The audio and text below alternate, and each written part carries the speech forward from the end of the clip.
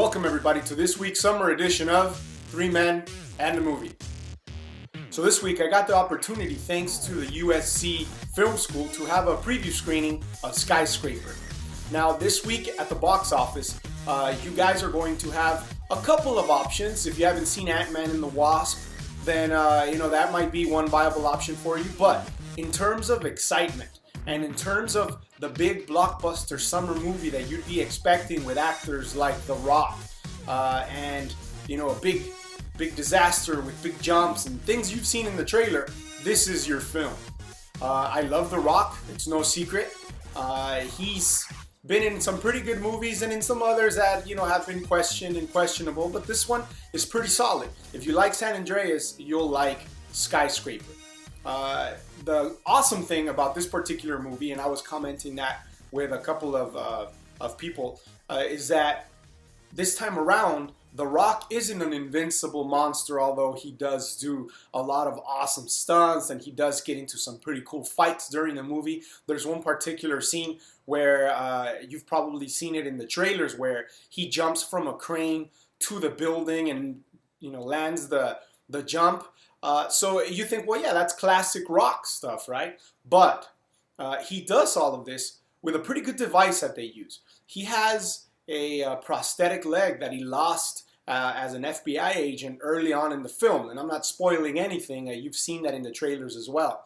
And so that adds a level of uncertainty there. And the fact that, yes, it's The Rock. Yes, he's like a 300-pound, 6'5" monster of a muscle mass dude. But he has a prosthetic leg. And not only that, he also kind of walks with a limp. So when he runs, he doesn't run as fast as we've normally seen The Rock. I just watched Jumanji Part 2, and his special abilities are that he's strong and he's fast and he can fight. Now that's not only his character on Jumanji, that's pretty much the guy, right? Dwayne Johnson and The Rock in all of the films. But in SkyScraper, he has that prosthetic leg, which makes it a little bit more difficult for him to do his normal Rocky stuff. Also, to add to that, his co-star Neve Campbell is his wife, and they have 2 children. And as a father myself, and if you are a father or have nieces or nephews or any kind of attachment to a child, you know that part of the challenges that you may face on a daily basis have to do with that child, because as an adult who's a caretaker or a caregiver, you put their safety and their health and all of that first. So he has that going for him in the film as well. He's got a prosthetic leg that doesn't allow him to do a lot of the physical stuff the same way that some of the villains in the film can do. And also, he's got children.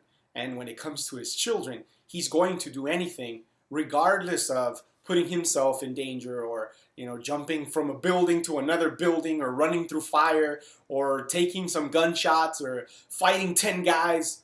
That's, to an exaggerated amount, but that's pretty much what most parents do in this particular sense, specifically a father.